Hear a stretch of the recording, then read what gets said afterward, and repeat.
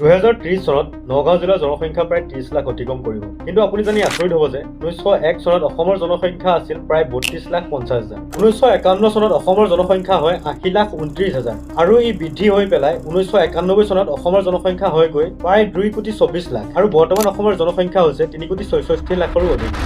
1951 চনৰ পৰা 71 চনলৈ জনসংখ্যা বৃদ্ধি হয় মাত্ৰ 48 লাখ। কিন্তু 1971 চনৰ পৰা 2011 চনৰ এই সময়ছোৱাত অসমৰ জনসংখ্যা বৃদ্ধি হয় 1,64 লাখৰো অধিক।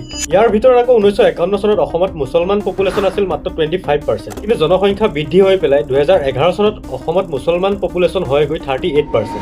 2011 চনৰ লোকপিয়ল অনুসৰি অসমত অসমীয়া ভাষীৰ সংখ্যা 69% বৃদ্ধি পোৱাৰ বিপৰীতে বঙালী ভাষীৰ সংখ্যা প্ৰায় 210% বৃদ্ধি পাইছে। অৰ্থাৎ 1971 পৰা 2011 চনৰ এই ভিতৰৰ সময়ছোৱাত বাংলা ভাষা কোৱা লোকৰ জনসংখ্যা প্ৰায় 4 গুণে বৃদ্ধি পাইছে, য'ত সাধাৰণ জনসংখ্যা বাঢ়িছে 18% হাৰত, কিন্তু চৰ অঞ্চলত এই জনসংখ্যা বৃদ্ধি প্ৰায় 56%ৰো অধিক। নগাঁও, ধুবুৰী আৰু বৰপেটাৰ জনগাঁথনি বৰ্তমান সম্পূৰ্ণৰূপে সলনি হৈছে। কথাবোৰ আৱেগেৰে নহয়, এবাৰ যুক্তিৰে ভাবি চাওক। অসমীয়াৰ অস্তিত্ব ৰক্ষাৰ বাবে সচেতনতাৰ বিশেষ প্ৰয়োজন।